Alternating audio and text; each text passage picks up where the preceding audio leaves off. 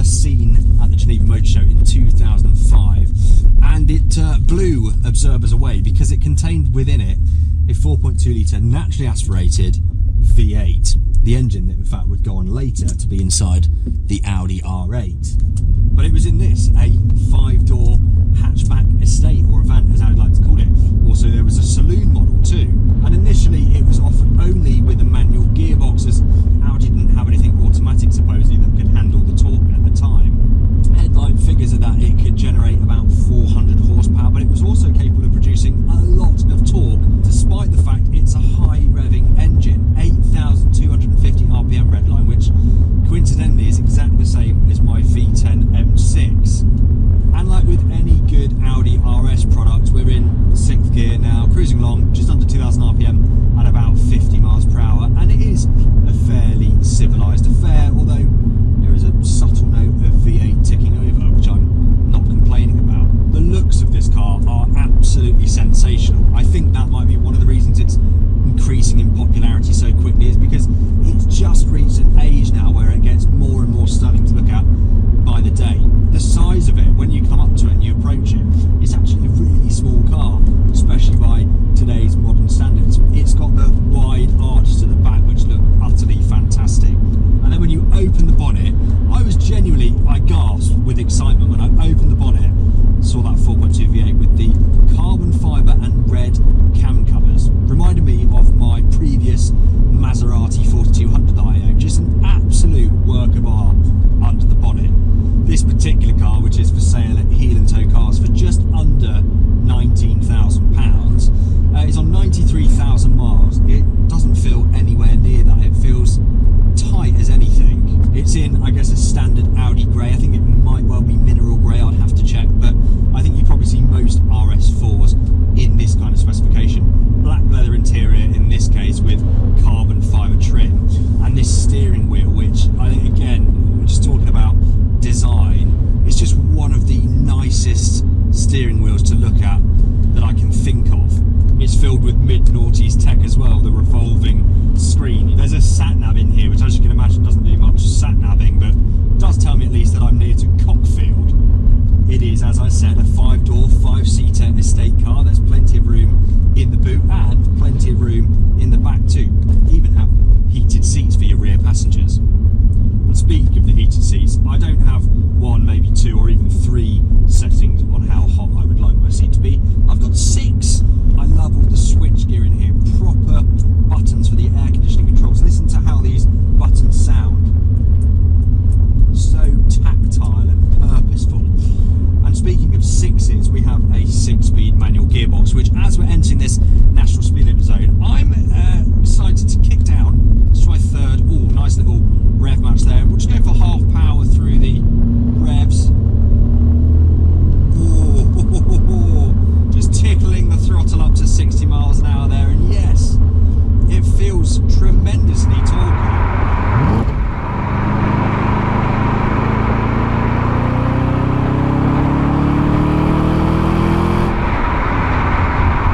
Let's stay at 60 miles an hour now as we go into a few of these corners and see how it rides. It hugs the road so nicely, it has such an incredible stance, and despite the fact it hugs the road so tightly, it's not particularly harsh in terms of ride either. Down back into 3rd, yeah, and as you would expect, it's really flat.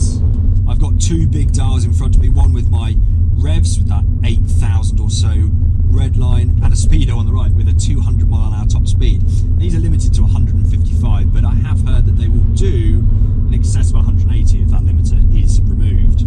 And then a digital screen, very typical of Audi of this era, in the middle, which very kindly has oil temperature on it, something that cars need more of. My M6 luckily has it, and actually M cars, they always give you the oil temperature instead of water temperature. There's so many cars these days that it's hard to find, or they don't have an oil temperature. So important for a car like this, especially a naturally aspirated one that needs to be warmed up properly. We're at a very nice and steady 89 Celsius now. Fuel economy as well, it's not as bad as you might think. You will average, if you drive fairly sensibly, mid to high 20s. In fact, since I started filming this review, where I have just been cruising in sync, I've averaged 35 miles per gallon. 35 from an NA 4.2 V8.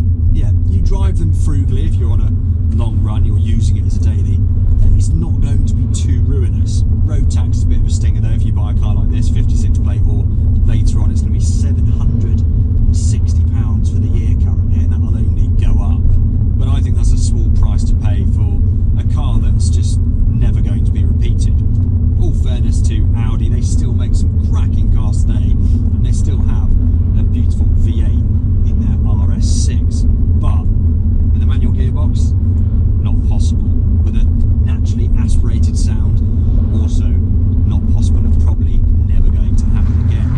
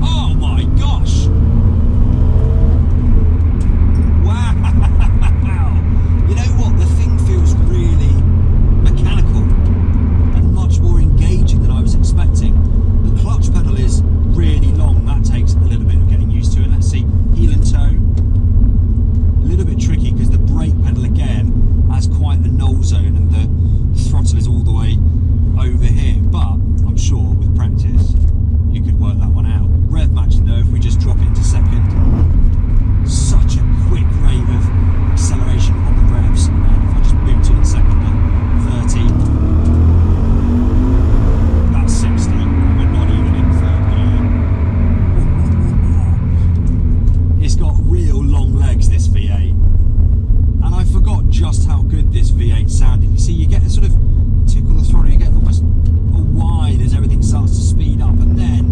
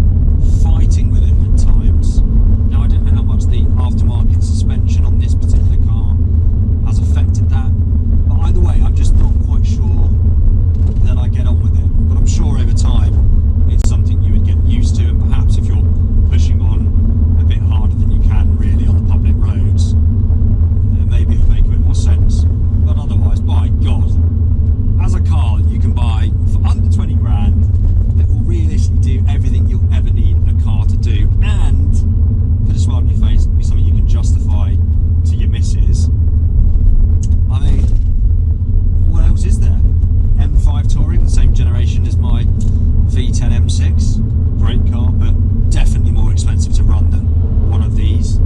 I've got a big soft spot for the Maserati Quattroporte. I think it's a criminally underrated car, certainly undervalued. Yes, they can be expensive to run, but obviously never came as an estate. And I just don't think you're going to find anything that's going to beat this car on looks. It really is a jolly good looking car. And look, this is why I'm pleased to be at a 20-year-old Audi, because it's narrow enough that I can drive past this huge combine harvester and not have to hold my breath. I could live in third gear all day, forever. I could move to third gear and die a happy man in this car, because it's endless. Absolutely.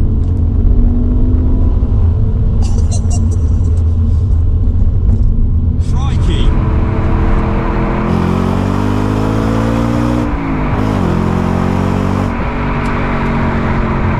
Thank you, Hyunto, for letting me take this out today. It's been really good fun. I'm glad I've ticked B7 RS4 off my bucket list. I now absolutely